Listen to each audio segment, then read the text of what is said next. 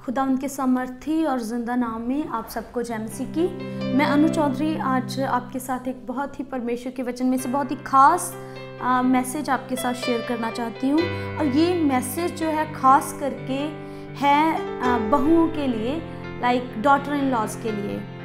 और आइए हम इस मैसेज को शुरू करने से पहले एक वर्ष परमेश्वर के कलाम में से पढ़ेंगे, व्यवस्था विवरण, और उसका चैप्टर 23 अध्याय और उसकी 3 आयत। यहाँ पर लिखा गया है, कोई अम्मोनी या मोआबी यहोवा की सभा में ना आने पाए, उनकी 10वीं पीढ़ी तक का कोई यहोवा की सभा में कभी ना आने पाए, इस कारण से कि जब तुम मिस्र से निकलकर आते थे तब उन्होंने अन्न जल लेकर मार्ग में तुमसे भेंट नहीं की, और यह भी कि उन्होंने अरमन हराम के देश के पतोड़ नगर वाले बोर के पुत्र बिलाम को तुझे श्राप देने के लिए दक्षिणा दी।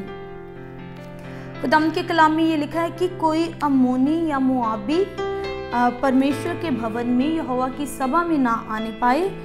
क्यों? क्योंकि जब इस्राएली जो थे वो मिस्र से बाहर निकले थे तो इन लोगों ने उनको वेलकम नहीं किया, बल्कि उनको कर्ज देने के लिए, उनको श्राप देने के लिए बिलाम को इन लोगों ने हायर किया। बिलाम को इन लोगों ने दक्षिणा दी कि वो इजराइलियों को श्राप दे। इस वजह से खुदावंद ने कहा था कि ये कोई भी मेरी सभा में ना आने पाए। और लेकिन जब हम पढ़ते हैं रूत की किताब, तो वहाँ पर एक बात आप ज़रूर आपने नोटिस करी होगी कि जो रूत थी वो मोआबन थी। तो मैं जब इस बारे में पढ़ रही थी तो मैं एक ख्याल या एक क्वेश्चन मेरे माइंड में ये आया कि रूत जो थी वो बाकी मोआबियों से किस तरह अलग थी, जिनको खुदावंद ने लिखा है कि वो उसके भवन में ना आने पाए। तो क्या ऐसा रूत की लाइफ में घटा, या क्या ऐसा रूत ने किया, क्या ऐसे उसके करैक्टर थे जिसकी वजह से परमेश्वर ने उसे इन सब चीज़ों से ऊपर उठते हुए ब्लेस किया। और ब्लेसिंग भी ऐसी बहुतायत की ब्लेसिंग कि जिसके बारे में हम सोच भी नहीं सकते। खुदा ने उसे इस रीति से ब्लेस किया कि उसके वंश में से राजा उत्पन्न हुए, और राजा तो हुए, यीशु मसीह भी उसी के वंश में से थे। आपको ये सुनने में अजीब लग सकता है, पर अगर आप वचन को ध्यान से पढ़ेंगे, रूत की किताब उसका 4 अध्याय और उसकी वर्ष 17 उसकी 17वीं आयत, तो यहाँ पर आप पढ़ते हैं, और उसकी पड़ोसिनों ने यह कहकर नोमी के एक बेटा उत्पन्न हुआ है, लड़के का नाम ओबेद रखा, यिशै का पिता और दाऊद का दादा वही हुआ। तो नोमी के बेटा हुआ, ये ऐसे बोल रहे हैं क्योंकि नोमी की बहू रूत के बेटा हुआ था। तो जो उसका बेटा हुआ उसका नाम रखा गया ओबेद, और ओबेद के आगे जो लड़का हुआ उसका नाम था यिशै, और ये यिशै वही है जो कि दाऊद का पिता था।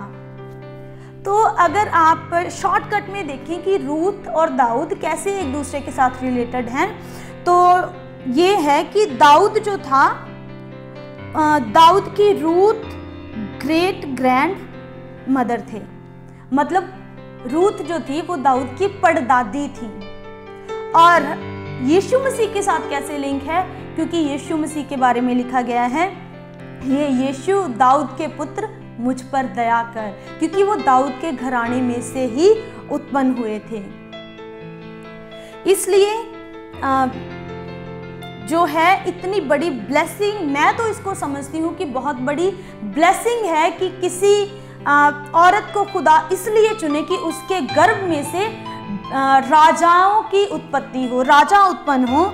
और सबसे बड़ी बात कि खुदावंद यीशु मसीह भी उसी घराने में आगे चलकर आते हैं। हालांकि उनका जन्म जो था वो पवित्र आत्मा से था, लेकिन उनके बारे में ये लिखा गया है कि हे यीशु दाऊद के पुत्र मुझ पर दया कर। और जो बात गौर करने लायक है यहाँ पर कि क्यों ऐसा हुआ रूत के साथ, रूत ने ऐसा क्या किया था, और इस बात को जानने के लिए आइए हम पढ़ेंगे रूत की किताब उसका चैप्टर 2 2 अध्याय और उसकी 10वीं वर्ष में जब आप पढ़ते हैं ना, तो यहाँ लिखा है, तब वह भूमि तक झुककर मुंह के बल गिरी और उससे कहने लगी, क्या कारण है कि तूने मुझ परदेशिन पर अनुग्रह की दृष्टि करके मेरी सुधि ली है। बोअज को रूथ ये बोल रही है कि क्या वजह है कि तूने मुझ पर अनुग्रह किया है।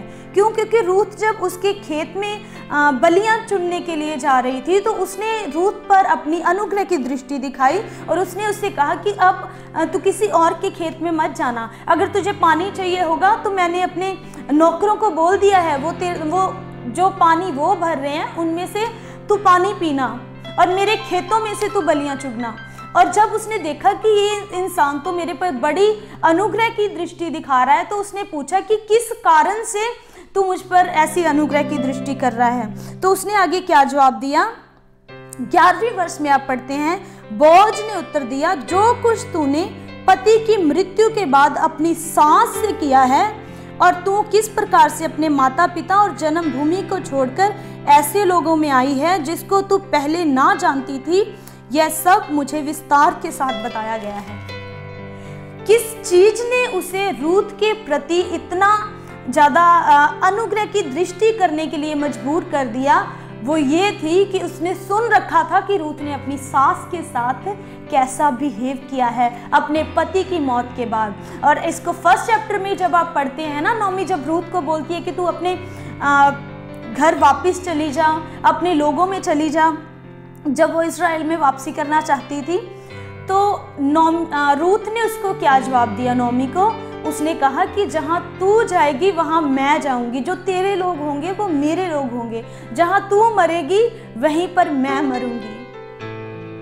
ऐसी उसने उसके साथ अपनी निष्ठा को दिखाया, ऐसा प्यार उसने अपनी सास को दिखाया कि उसके इसी प्यार की वजह से, उसके इसी समर्पण की वजह से खुदावन ने भी उसे सिलेक्ट कर लिया राजाओं को पैदा करने के लिए, राजाओं की कुल को उत्पत्त करने के लिए।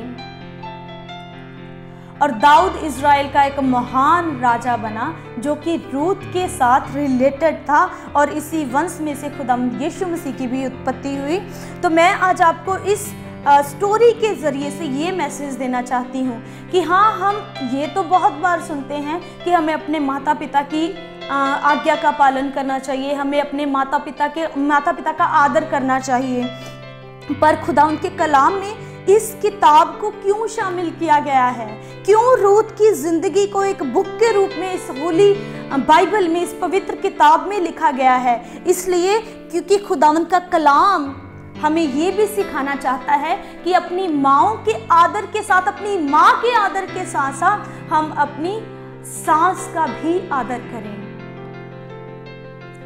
जैसे आप अपनी माँ को समझते हैं उसी प्रकार आप अपनी सास को भी आदर दीजिए, अपनी सास को भी उसी रीति से प्यार कीजिए अगर आप चाहते हैं कि खुदा आपको बहुत तायत के साथ ब्लेस करे। और यकीन मानिए, खुदावंद का कलाम कभी नहीं बदलता और खुदावंद के प्रिंसिपल, उसके सिद्धांत भी कभी नहीं बदलते।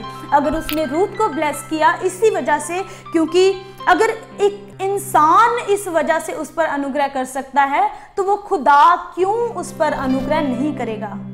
तो इसी प्रकार अगर आप ऐसा करते हैं तो मेरा दावा है कि ज़रूर खुदावंद आपको ब्लेस करेंगे और बहुत तायत के साथ ब्लेस करेंगे। सबको जय मसीह की।